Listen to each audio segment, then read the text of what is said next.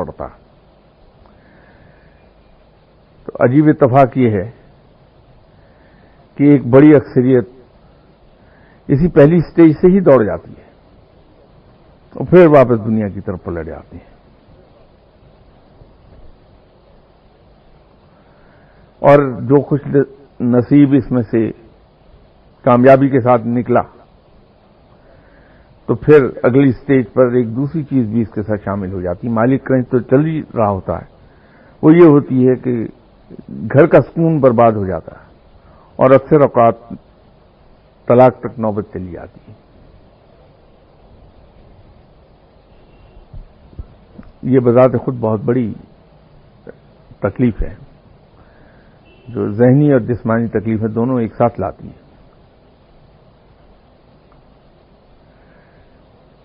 تو لوگ تو دوڑ جاتے ہیں لیکن پھر بھی چند ایک خوش نصیب ایسے ہیں جو یہ دونوں چیزیں بیک وقت مار کو آرام سے سہ جاتے ہیں. تو پھر ایک تیسری چیز میں شامل ہو جاتی ہے آگے, وہ یہ ہے کہ دنیا بھر کی تہمتیں, الزامات, عیب وہ اس شخص کے نام پر آنے لگتے ہیں. وہ لوگ جو کل تک جھک جھک کے سلام کرتے تھے, تعظیم میں اٹھ کے کھڑے ہوتے تھے, وہ تھوکنے لگتے ہیں انسان پہ.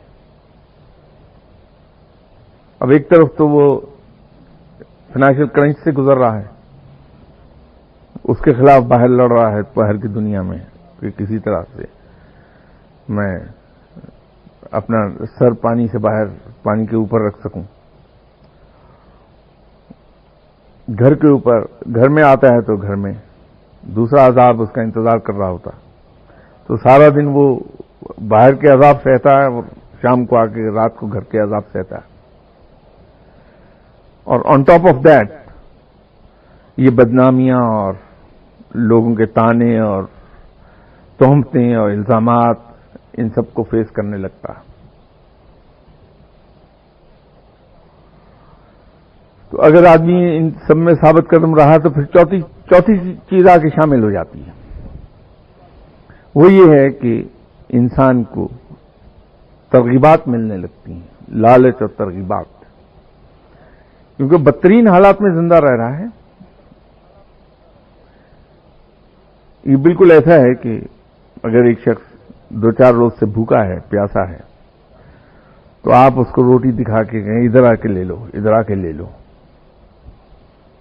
تو یہاں پہ ریزسٹ کرنا بڑا مشکل ہوگا کہ آدمی جم کر اپنی جگہ بیٹھا رکھے, رکھو اپنے پاس, میں نہیں لیتا. تو جب وہ ایک لمبے عرصے سے وہ فائنینشیل کرنچ کا شکار ہوتا ہے, ضروریات رکی ہوئی ہوتی ہیں, روٹی کھانے کو پیسے نہیں ہیں, بجلی کٹی ہوئی ہے, گیس کٹی ہوئی ہے, گھر کا کرایہ نہیں ہے, لینڈ لارڈ دھمکیاں دے رہا ہے کہ سامان اٹھا کے باہر پھینک دوں گا, ادھر گھر کے اندر بے پناہ قسم کا جھگڑا, دنگا فساد چل رہا ہے, اور فائنانسز بہر طور اس کا ایک ون آف دی ریزنز. الزامات نے زندگی حرام کی ہوئی ہے. تو ایسے میں جب ترغیبات اور لالچ ملنے لگتی ہے تو انسان کے پاؤں ڈگمگاتے ہیں.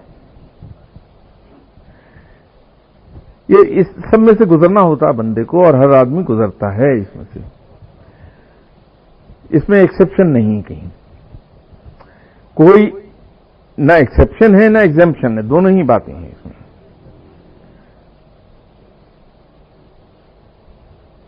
تو اگر کوئی گزر گیا اس میں سے تو نارملی یہ 6-7 سال کا, 8 سال کا پیریڈ ہوتا ہے, بٹ اٹ ڈپینڈس کہ کون آدمی اس کو سہ رہا ہے.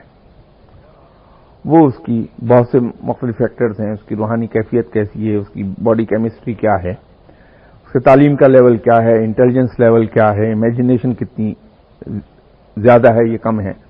یہ بہت سے اس کے فیکٹرز ہیں جو یہ ڈیسائیڈ کرتے ہیں کہ یہ پیریڈ کب تک پرولونگ کرے گا.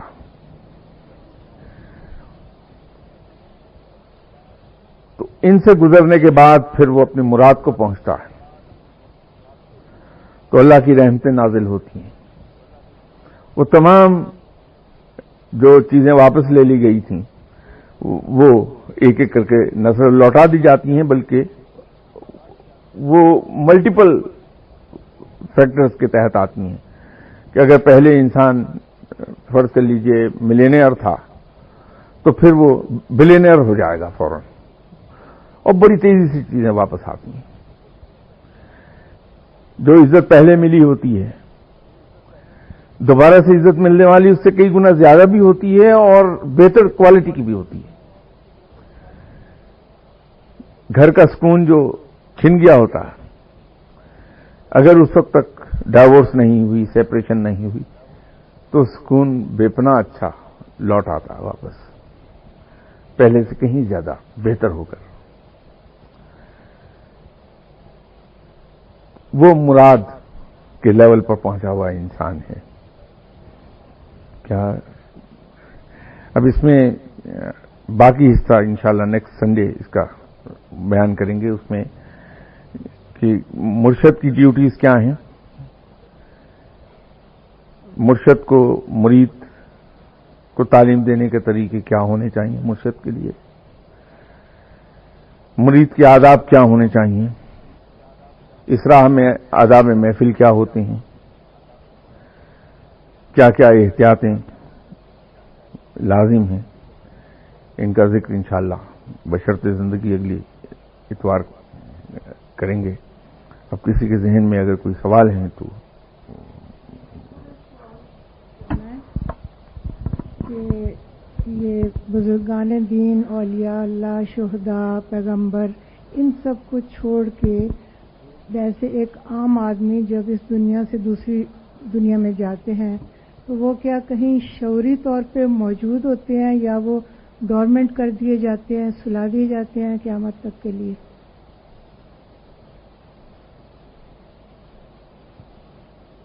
آپ ذرا سا اگر اپنا سوال واضح کر دیں کہ آپ انتقال کے بعد کا پوچھ رہی ہیں؟ جی انتقال کے بعد کا، اولیاء اللہ، شہداء، پیغمبر، ان کا تو ہے نا کہ یہ حیات ہوتے ہیں، لیکن ایک عام آدمی لے مین، یہ جتنی بھی کراؤڈ ہے، وہ جب انتقال کے بعد آگے جاتے ہیں تو پھر وہ شعوری طور پہ کسی جگہ موجود ہوتے ہیں یا کہ سلا دیے جاتے ہیں، ڈورمنٹ کر دیے جاتے ہیں قیامت تک کے لیے؟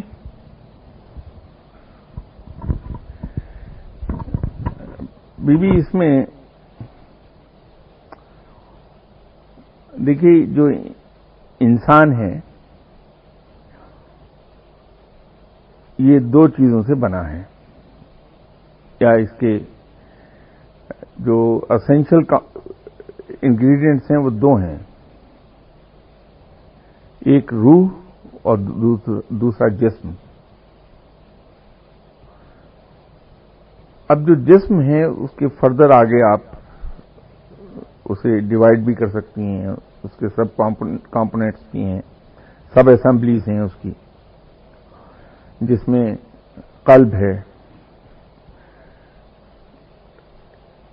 دل ہے، روحانی زبان میں قلب ہے، وہ دماغ ہے، پھر دماغ کے دو حصے ہیں، شعور اور لاشعور. لیکن روح جو ہے اس کا ایک ہی حصہ ہے، وہ سنگل کمپوننٹ ہے، وہ سنگل یونٹ ہے. جب انتقال ہوا تو انسان ان دو حصوں میں تقسیم ہو گیا واضح طور پر. روح پرواز کر گئی اور عالم برزخ میں چلی گئی، جسم زمین کے نیچے چلا گیا، گل سڑ گیا، کیڑوں کی خوراک بن گیا. اب یہ اتفاق ایسا ہے کہ صرف جسم کے ساتھ ہی شعور اور لاشعور کا تعلق ہے، کیونکہ برین جسم کا حصہ ہے، یہ اسی کی ایک سب اسمبلی ہے برین. تو وہ تو وہیں فنا ہو گیا سب کچھ.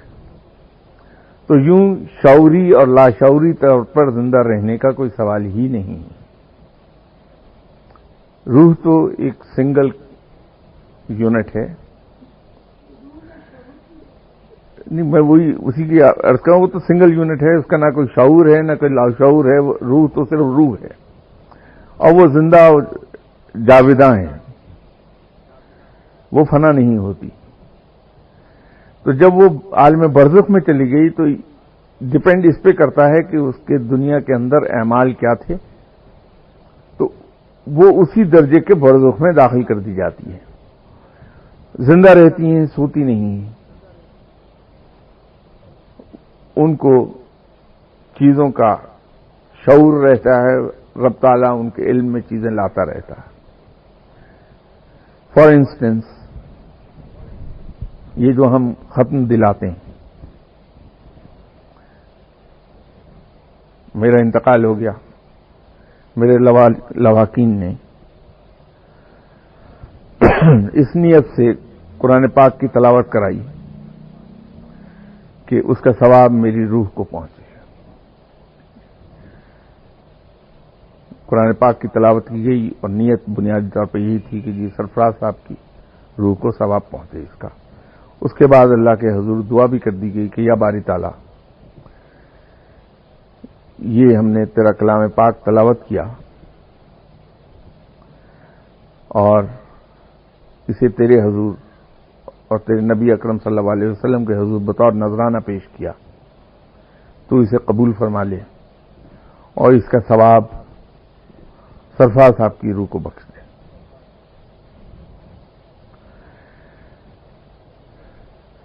اب یہ آپ کا حق ہے کیونکہ آپ نے قرآن پاک تلاوت کیا ہے اور رب تعالیٰ اس کا ثواب آپ کو عطا فرمائے گا، کیونکہ آپ نے ایک چیز ارن کر لی ہے اللہ تعالیٰ سے بطور حق کی، کیونکہ اس نے وعدہ کیا کہ اس کا ثواب دوں گا میں.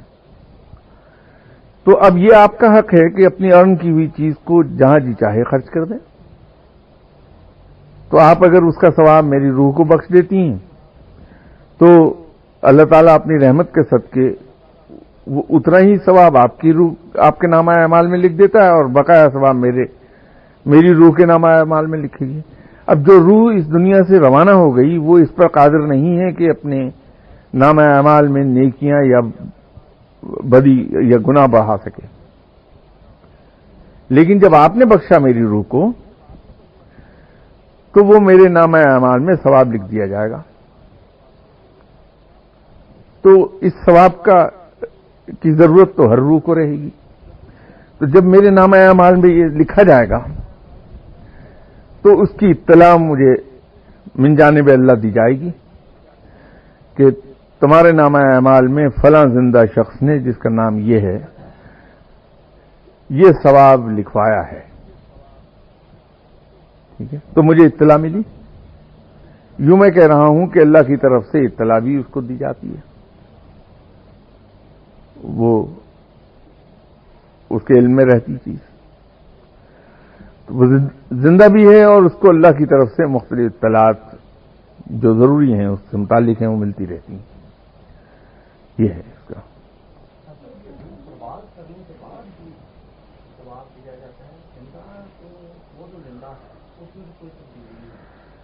نہیں